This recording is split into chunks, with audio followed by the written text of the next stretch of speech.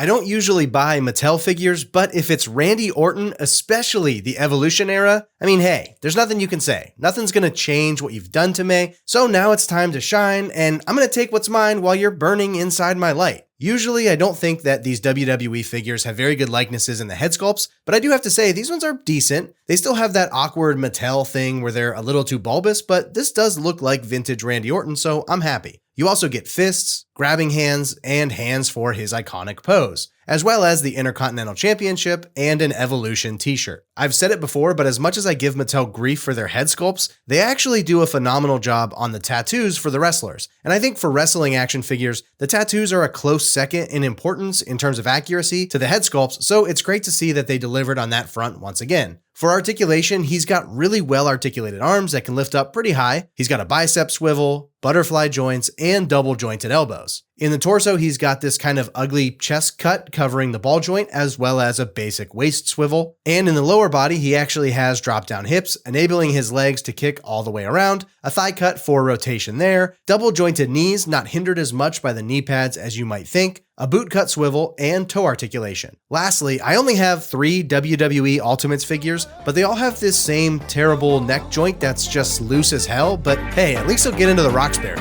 One thing I do love about the Mattel WWE figures is that they never really feel fragile. You might get some loose joints here or there, but generally, I think they know what they're making, which is a combat sports toy, so they do always feel sturdy and easy to manipulate. Also, this is going to sound dumb, but for some reason, I never realized how tall these figures were. They're almost 7 inches. I'm sure y'all knew that, but I guess I never really put much thought into it, so there it is. And here is the Evolution Orton compared to the more recent Elite Edition Orton. Randy Onion is my favorite wrestler of all time, mostly because of his run as the Legend Killer, which coincided with me being in high school and the peak of my wrestling fandom. And I've always had a soft spot for these angry, strike first, ask questions later type of characters. Believe it or not, this shelf is dwindling pretty fast, and I think based on requests, it's going to be Games Begin Goku next, and then the Punisher Nick Fury 2-pack. But don't hold me to that. Lastly, what do you guys think of this Ultimate Edition Randy Orton action figure? Let me know.